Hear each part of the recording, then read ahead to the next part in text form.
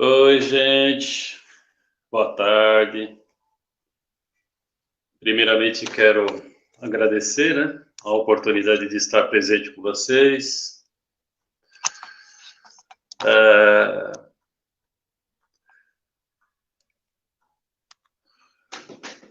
a gente poder falar um pouquinho de Jesus, Não poderia ser diferente. Eu vou pedir licença para fazer uma rápida oração. Peço para que todos me acompanhem. Senhor Jesus, eu e meus irmãos estamos aqui reunidos de coração, alma, mente juntos, Para analisar, para pensar sobre as suas lições. Estamos ainda sobre o efeito do teu evangelho, da tua paz, do teu amor. Peço para que o Senhor abençoe cada lar, cada coração que nesse momento, Senhor, está em sintonia contigo. Nos abençoe, Senhor, nosso propósito de bem servir. Graças a Deus. Então, gente, depois dessa pequena confusão que eu fiz aí, eu vou fazer um rápido depoimento, Eu tive um lar, assim, muito católico, Minha mãe, ela estudou em colégio de freiras, Então ela me deu uma boa iniciação religiosa. Fui muito católico, fiz primeira comunhão, tal, me confessava, me comungava, Aí, na medida que o tempo foi passando, eu fui tendo outras experiências religiosas, Mas ainda Jesus, ele ainda era para mim uma personalidade distante, Eu lembrava dele, claro, na época do Natal, na Semana Santa, ficava comovido, mas eu não sentia ele assim. Parecia uma coisa muito distante, apenas uma imagem, uma entidade a ser reverenciada, né? E eu vejo que de lá para cá não mudou muita coisa. Eu acho que ainda a gente lembra muito de Jesus para pedir, para implorar para que ele resolva nossos problemas, Agora, no Natal, ele ainda é um grande coadjuvante, Eu acho que o Papai Noel aparece mais na frente, do que ele. E aí, a minha intenção hoje é fazer com que a gente se aproxime um pouco mais de Jesus. Então, eu peço licença para ler um texto muito interessante, Que acho que vai fazer com que a gente se aproxime mais de Jesus. Quando eu leio, assim, a biografia de alguém, já li um pouco da biografia de Gandhi, de Albert Einstein, de Santos Dumont, isso, um monte de gente. E aí é interessante, porque a gente se aproxima, a gente vê o lado humano, vê próximo, parece que ele está bem próximo da gente, E essa é a minha intenção, trazer Jesus um pouco mais próximo de nós, E tem um texto, depois vocês dão um Google aí, vocês vão ter acesso a ele, de um documento que foi encontrado no arquivo do Duque de Cesadini, em Roma, Essa carta onde se faz o retrato físico e moral de Jesus, Que foi mandado para Jerusalém ao tempo dele, a pedido, do imperador Tibério César, Quem mandou essas informações foi Públio Lentulus, que é uma das encarnações de Emmanuel. Então, naquela época, o ibope de Jesus já estava alto, E o imperador queria saber quem era esse cara que andava ressuscitando mortos, curando leprosos, cegos e tal, E aí o olheiro era esse Públio Lentulus. E eu não sei se esse texto ele é legítimo ou não, porque estava no Google. Mas o que ele fala é muito bonito, eu queria ler na íntegra para vocês, tá? Então abram aspas aí. Sabendo que desejas conhecer quanto vou narrar, existindo nos nossos tempos um homem, o qual vive atualmente de grandes virtudes, chamado Jesus, que pelo povo é inculcado o profeta da verdade. E os seus discípulos dizem que é filho de Deus, criador do céu e da terra, e de todas as coisas que nela se acham, e que nela têm estado. Em verdade, ó César, cada dia se ouvem coisas maravilhosas desse Jesus. Ressuscita os mortos, cura os enfermos. Em uma só palavra, é um homem de justa estatura e é muito belo no aspecto. Há tanta majestade no rosto que aqueles que o veem são forçados a amá-lo ou temê-lo. Tem os cabelos da cor de amêndoa, bem madura. São distendidos até as orelhas e das orelhas até as espáduas. São da cor da terra, porém mais reluzentes. Tem no meio da sua fronte uma linha separando os cabelos na forma em uso dos nazarenos. O seu rosto é cheio, seu aspecto é muito sereno, nenhuma ruga ou mancha se vê em sua face, de uma cor moderada. O nariz e a boca são irrepreensíveis. A barba é espessa, mas semelhante aos cabelos, não muito longa, mas separada pelo meio. Seu olhar é muito afetuoso e grave.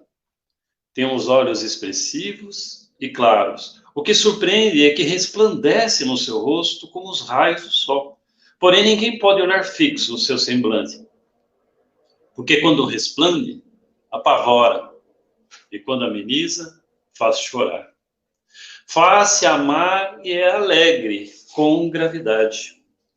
Disse que nunca ninguém ouviu rir, mas antes chorar.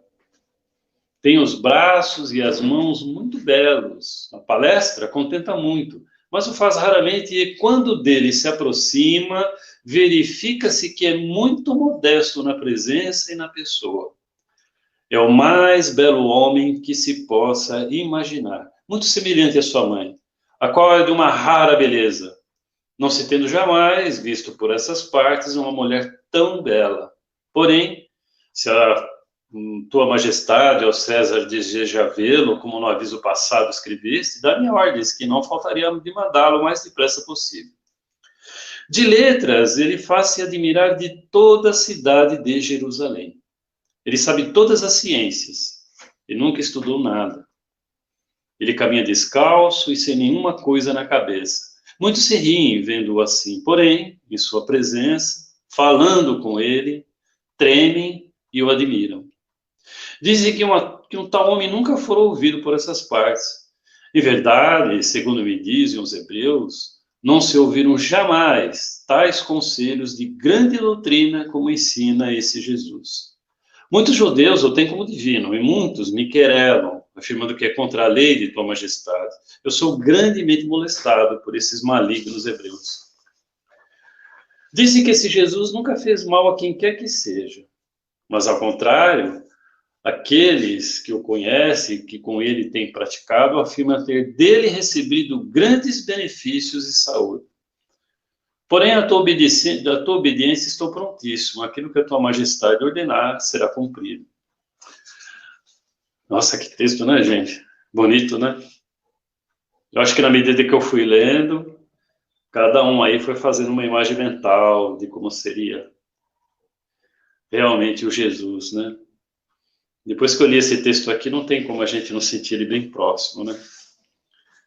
Mas, como eu disse para vocês no início, eu ainda não conhecia Jesus, não conhecia. Depois, quando a gente entra, né, na nossa fé espírita, que a gente começa a ter acesso a um mundo de informações, a fé espírita, ela decodifica as lições de Jesus. Aí, um admirável mundo novo apareceu diante de mim, sabe? Porque não tem como a gente não ler as parábolas de Jesus e a gente não se encantar com ela com tamanha verdades que estão ali, né, metaforicamente colocadas, mas que a gente vai desdobrando, desdobrando, desdobrando, e quando vai ver a gente se encanta. E são tantas coisas, gente, tantas parábolas, né? Vamos, por exemplo, né, vou pontuar alguma coisa aqui, para vocês verem, né, o que se passou no meu coração quando eu comecei a ter acesso às lições de Jesus. A parábola do bom samaritano, né, no texto lá, um homem ia descendo de Jerusalém para Jericó, foi atacado por ladrões que o deixaram meio morto, ia descendo um levita, um sacerdote, passaram de largo, ia descendo um samaritano que se tomou de compaixão, pensou suas chagas e tal, e a parábola continua. Hoje, na nossa fé espírita, como a gente interpretaria todas as vezes que eu caio na minha frequência, entro no ódio, na angústia, na depressão, eu fico meio morto. Isso não é vida. E aí eu vou ser atacado por ladrões, tanto internos quanto externos, né? Eu posso ser atacado pelo condicionamento de outras encarnações, eu posso ser atacado pela tristeza, pela autocompaixão, pela raiva, né? Pelo ressentimento. Eu posso ser atacado por espíritos obsessores, né? Falando no espiritês, né? E aí, realmente, Jesus, ele tinha razão, né? E não adianta eu professar uma fé, bater no peito que eu sou católico, evangélico, espírita, se eu não tiver o comportamento. Ele usou justamente uma raça herética que teve o comportamento. Uma grande lição. Uma outra lição que me ocorre agora, né? Eis que o reino de Deus é semelhante a uma mulher que pegou uma parte de fermento e misturou em 3 partes de farinha até que toda a massa ficasse levedada. Como a gente interpreta isso?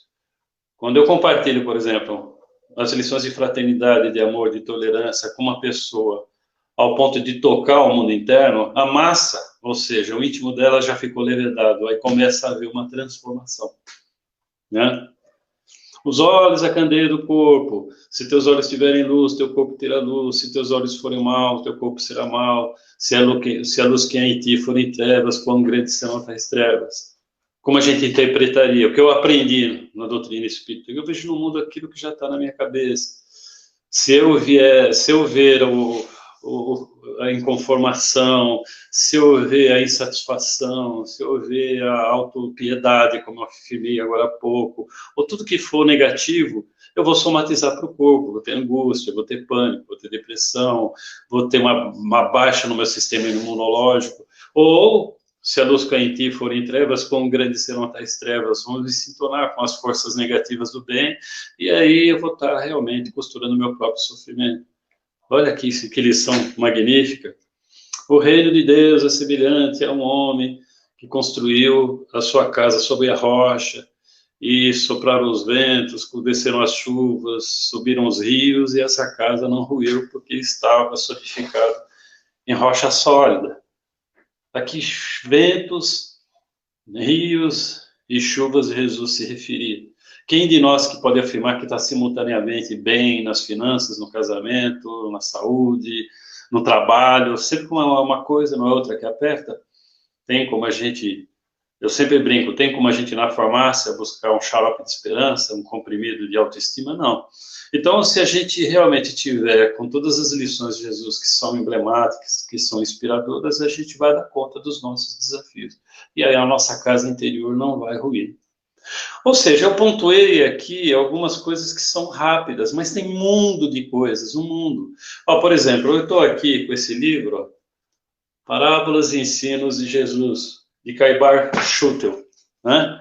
É uma grande personalidade espírita, todos conhecem, nós já estudamos na nossa casa. Eu contei, só nesse livro aqui, 35 parábolas, né? 67 ensinos, somando um total de 102 lições. No nosso Evangelho, segundo o Espiritismo, que é maravilhoso, diga-se de passagem, tem um pouco do Evangelho de Jesus, muito do Evangelho de Mateus, que é mais completo, onde Kardec pontua algumas lições e pega lá comentários de Erasto, Fênelon, Santo Agostinho, ele mesmo também comenta alguma coisa. Mas se tivesse no Evangelho segundo o Espiritismo todas essas 35 parábolas, todos os seus 67 ensinos, com todas as manifestações sábias dos Espíritos e da codificação e de Kardec, talvez a gente teria o Evangelho segundo o Espiritismo em vários fascículos, né? Em vários livros. E aí eu cheguei à grande conclusão: Jesus ainda está para ser redescoberto, né? Essa é a grande verdade. Tem muito, né, que Emmanuel trouxe, no Vinha de Luz, Pão Nosso, Fonte Viva. Tem muitas coisas das cartas de Paulo, de Tarso, que foi o apóstolo póstumo, né, o único que interpretou Jesus. Então tem muita coisa que está para ser redescoberta, né? Mas uma coisa eu aprendi muito na doutrina espírita, né?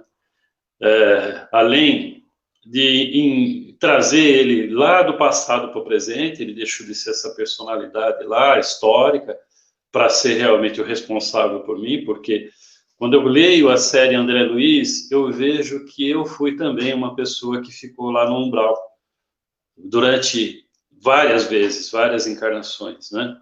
E que eu fui resgatado, que eu fui tratado, que eu fui conduzido a novas encarnações, que muitos espíritos me ajudaram nesse processo, né?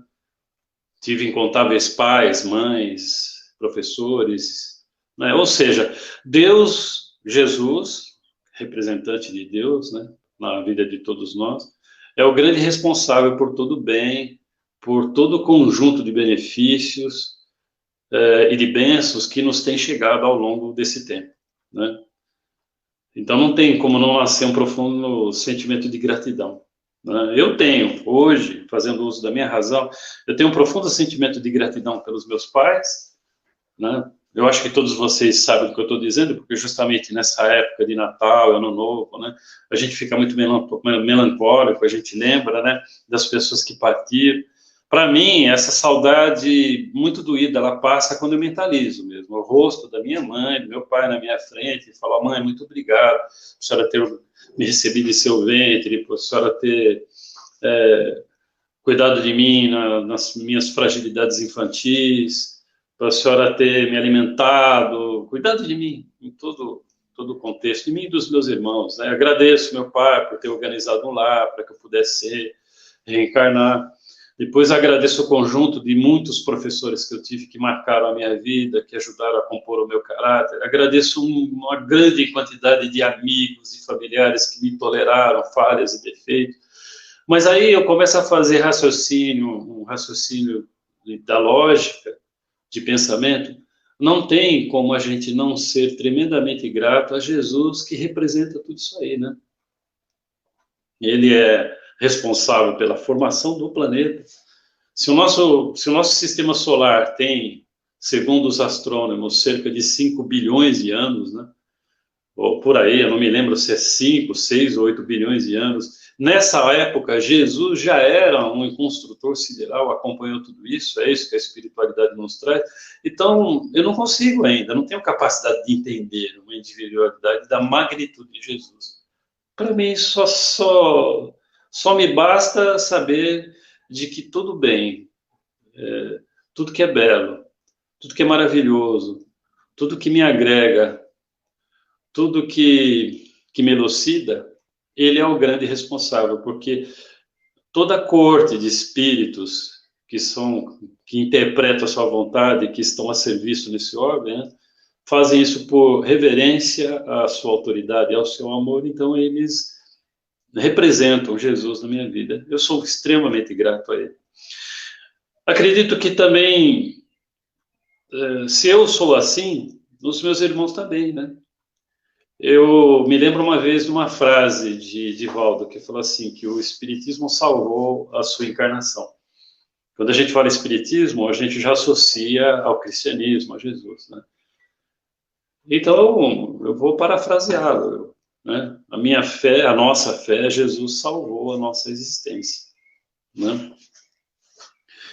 E ele é responsável por tudo bem e belo, tudo que é maravilhoso, porque não tem como você não associar Jesus a amor, paciência, fraternidade, ternura, compaixão, né? Tudo que é de bom e de maravilhoso.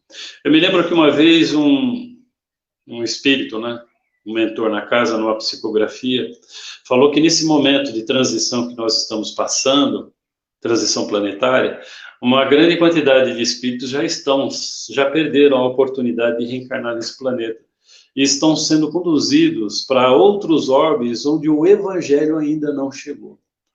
Aquilo me impactou tremendamente, porque quando ele diz assim, que lá nesses orbes o evangelho ainda não chegou, equivale dizer que nesse orbe ainda não chegou o perdão, a paciência, a fraternidade, a ternura, e campeia ainda o ódio, o ressentimento, o medo, a angústia, né? Vocês conseguem dimensionar esses dois extremos? Então, se Jesus é o meu Salvador, se é o teu Salvador, é o nosso Salvador, né? Porque o amar ao próximo, amar a Deus sobre todas as coisas e ao próximo como a ti mesmo, nisso se resumiriam todas as leis e todos os profetas, nas palavras de Jesus, equivale dizer que a Bíblia, a Torá, o Alcorão, no nosso caso o Livro dos Espíritos, tudo isso seria reduzido em amar a Deus sobre todas as coisas e ao próximo como a nós mesmos, não é verdade? Jesus, ele ele tem, assim, no Evangelho, algumas coisas que são extraordinárias, que apresentam as credenciais dele, né? Eu tive cuidado de verificar, e analisar, mas o tempo não vai me permitir ler muito. No Evangelho de Isaías, ele já séculos antes já era previsto, descreve lá o nascimento dele, descreve como ele inclusive foi crucificado. É extremamente interessante. Se vocês tiverem cuidado depois de procurar e ler, vocês vão se encantar também. Na noite do nascimento também, eu trouxe até separei aqui, é um texto muito bonito, sabe? Eu acho que tamanha invocação no planeta na noite de Natal foi tão grande que eu acho que coisa análoga deve acontecer. Eu vou ler na íntegra, abram aspas aí. Isso está no Evangelho de Lucas, capítulo 2, a partir do versículo 8. Ora, havia naquela mesma comarca pastores que estavam num campo e guardavam durante as vigílias da noite o seu rebanho. E eis que o anjo do Senhor veio sobre eles e a glória do Senhor os cercou de resplendor. E eles tiveram grande temor. E o anjo lhes disse: não temais, porque eis que aqui vos trago novas de grande alegria, que será para todo o povo. Pois na cidade de Davi vos nasceu hoje o Salvador, o Cristo, o Senhor. E isto vos será por sinal: achareis o menino envolto em panos e deitado numa manjedoura. E no mesmo instante apareceu com o anjo uma multidão dos exércitos celestiais, louvando a Deus e dizendo: glória a Deus nas alturas, paz na terra, boa vontade para com os homens. Vocês ficam, dá para imaginar os pastores, o que eles viram no céu, o privilégio deles terem visto isso? E não para por aí. No momento em que Jesus foi ser batizado com João Batista, né? Está lá no texto. O Espírito de Deus desceu sobre ele como se fosse uma pomba, e uma voz como trovão disse: eis o meu filho bem amado em quem me comprazo. No outro momento em que Jesus se transfigurou, e ele, né, subiu, acho que num monte, num lugar reservado, levou Pedro, Tiago e João, né?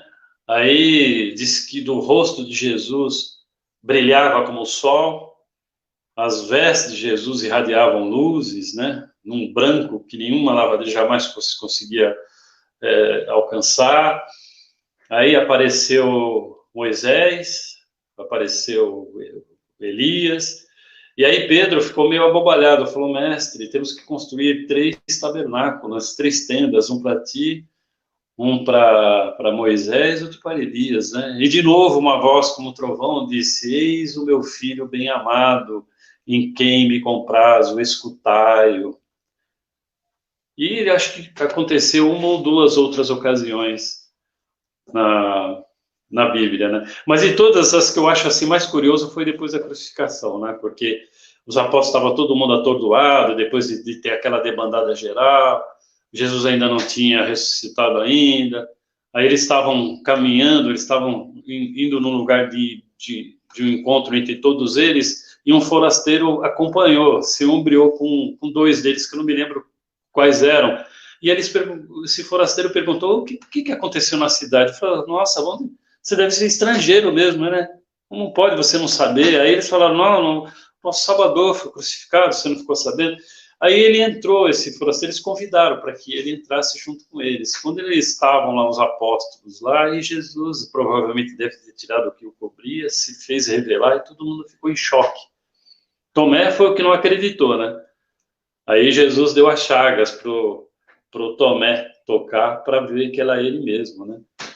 E diante da estupefação geral, Jesus ainda perguntou: vocês têm algo aqui que se possa comer? Na pressa, fizeram uma combinação que eu não acho que é muito agradável. Trouxeram peixe com mel, uma coisa indigesta, né? Ou seja, no Evangelho está escrito muita coisa boa, muita coisa maravilhosa, sabe? Muita coisa extraordinária. Mas eu acho, gente, que... Lembra que eu comecei falando para vocês que eu vim ficar admirado depois com a nossa fé espírita, que é uma fé literal, né? Como diz Kardec, né? Fé inabalável é aquela que pode enfrentar a razão frente a frente da humanidade em todas as suas épocas. Então, essa fé inabalável é um processo que todos nós estamos em construção.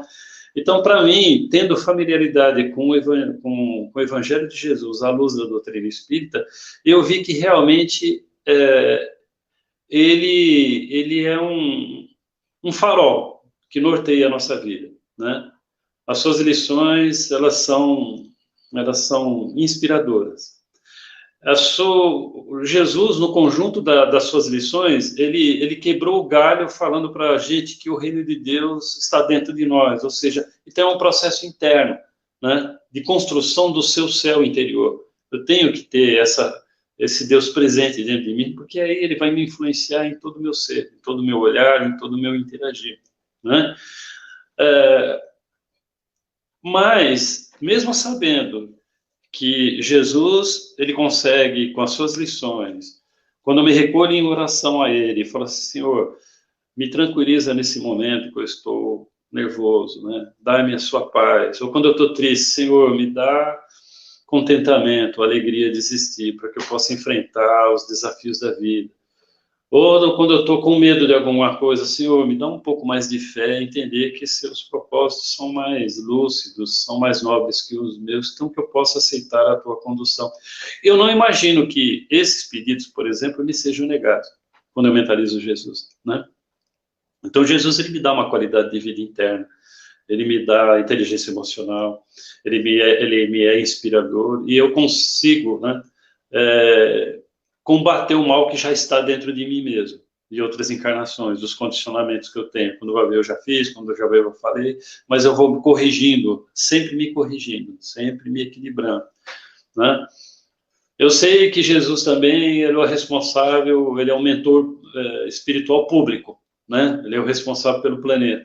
Então, se a gente tem ainda alguma ordem social, se a gente ainda tem uma sociedade onde o Estado de Direito ainda predomina, né? Que você tem uma legislação onde a gente ainda tem fraternidade, ternura, paciência e amor, é por conta da sua influência.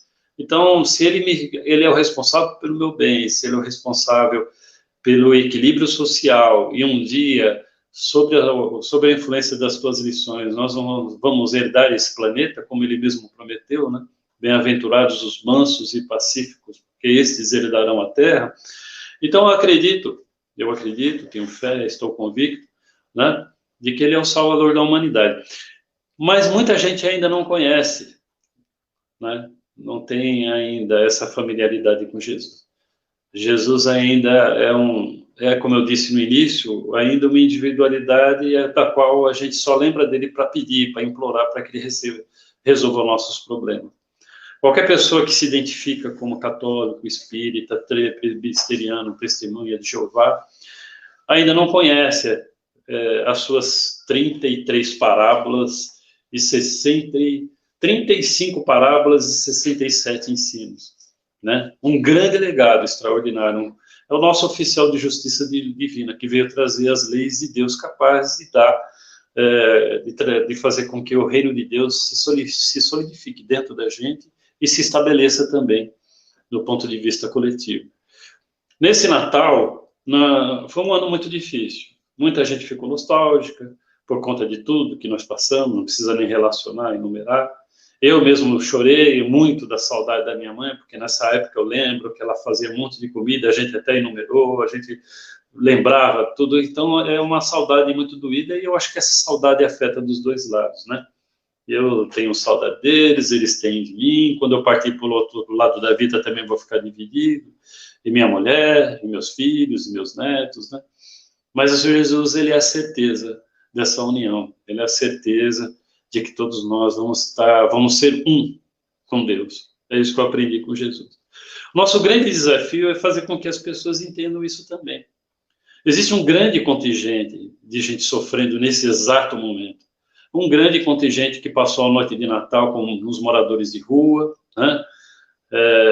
Pessoas que estão passando por muita carência, pessoas que estão no leito do hospital, que estão nas UTIs, né? Gente angustiada, implorando a Deus que cure um filho, um pai, uma mãe, gente que, infelizmente, nas vésperas de Natal, teve que se despedir de um parente que desencarnou com um amigo meu. Nosso desafio, nosso desafio e a nossa proposta, né, é fazer com que Jesus ele esteja presente na nossa vida, mas esteja presente, esteja próximo dessas pessoas também. Eu tentei, com tudo que eu falei, lendo o texto lá que eu achei dessa carta, né, de Públio Lentulus ao imperador Tibério César descrevendo Jesus, para trazer ele próximo, trazer do passado e ele mais próximo da gente. Eu pontuei aqui algumas rápidas lições de Jesus, que tem um mundo de informações. Falei do grande benefício que ele traz a nível pessoal, para as pessoas que compõem o nosso universo pessoal e do ponto de vista coletivo. Eu acho que o que a gente poderia fazer é toda a oportunidade que nós tivermos com as pessoas que estão passando por angústia, tristeza, medo, vazio existencial, falar desse Jesus. A nossa sociedade não preparou a gente para isso. Ela não preparou, como eu já tive a oportunidade de repetir várias vezes. Não preparou para avisar que um divórcio doía, que enterrar um filho era uma paulada, que enterrar um pai ou uma mãe fecha-se um ciclo, uma saudade doída, que a gente tem uma tremenda dificuldade de subsistir numa sociedade, ainda mais nos dias atuais, né? Pandemia, com briga política, com tudo que joga a gente numa frequência baixa. Mas Jesus não. Jesus, ele veio para todos nós. Quando Jesus ele falou assim: vinde a mim, vós que estáis cansados e oprimidos, que eu vos aliviarei, né? Porque meu fardo é leve, meu jugo é suave, né? Aprendi de mim que sou manso e humilde de coração. Ele estava falando isso para aquele que está preso nesse momento, para aquele que está num corredor de um hospital, né? Esquecido, para aquele morador de rua que está lutando para fazer uma refeição diária, ou para as pessoas que estão mesmo, né, sofrendo de algum drama, alguma carência, alguma solidão, alguma culpa, algum medo. E Jesus, ele realmente faz com que a gente esteja muito bem, tá bom? Eu, de coração, eu botei o meu coração na boca aqui para fazer esse evangelho nesse dia muito especial. Eu peço a Deus, né, que no próximo ano a gente possa fazer com que Jesus renasça em nossas vidas diariamente, para que a gente consiga sentir essa frequência maravilhosa que nós sentimos nesse dia, para que a gente sustente esses benefícios e que a gente seja multiplicador desses benefícios, para que as outras pessoas também elas sejam mais felizes, tenham mais paz, mais plenitude, mais contentamento, tá bom? Obrigado mesmo de coração, a paciência que vocês tiveram por eu falar. Eu vou fazer uma rápida oração para encerrar, que o nosso tempo já foi. Deus de eterna bondade, em prece de louvor e de agradecimento, eu e meus irmãos entregamos em tuas mãos, Senhor, a nossa vida, o nosso espírito, o nosso existir. Bendito sejas tu, meu Pai, por todos os recursos que utilizas a fim de que a gente entenda de que tudo a gente deve a ti. Te agradecemos por esse corpo físico, essa ferramenta maravilhosa. Te agradecemos por essa casa maravilhosa, Núcleo de Estudos Espíritas Irmã Mireille, onde ela nos fornece uma frente de serviço no bem, onde nós vamos nos redimindo, aprendendo as tuas lições, salvando a nossa existência. Te agradecemos pelo conjunto dos nossos amigos, dos nossos familiares, que endossam a nossa existência, que toleram as nossas falhas, os nossos defeitos, que nos amam pelo que somos, incondicionalmente. Te agradecemos pelos nossos desafios, que são a tua divina providência, a tua divina lei, nos dando a oportunidade de reparação. Te agradecemos por ter nos mandado nosso Redentor, nosso irmão maior, Jesus, que disse que nenhuma de suas ovelhas perderá, então ele nos conhece pelo nome, cada um de nós, sabe da nossa história, ele nos perdoa, ele nos ensina, ele nos espera. Te agradecemos, Senhor, por tudo na vida, mas pedimos para que a tua misericórdia, o teu amor, a tua paz esteja presente hoje a um anônimo irmão que esteja sofrendo nesse momento, onde quer que ele se encontre. os moradores de rua, longe de suas famílias, com dificuldade de asseio, de alimentação, os nossos irmãos que estão nos hospitais, fragilizados, com receio, com medo do futuro, do seu horizonte que deve estar na sua visão muito próxima, né? Te pedir também para os dependentes químicos que sofrem e fazem sofrer, e nos somamos a todos eles, Senhor. Cada um de nós aqui sabemos, pelo uso da nossa própria consciência, o que precisa ser resolvido dentro de nós. Pedimos perdão, pedimos para que nos inspire, pedimos para que conduza nossos passos, para que norteie os nossos pensamentos, para que eles norteiem as nossas palavras, o nosso olhar, o nosso ouvir. E que assim seja, Mestre querido. Graças a Deus.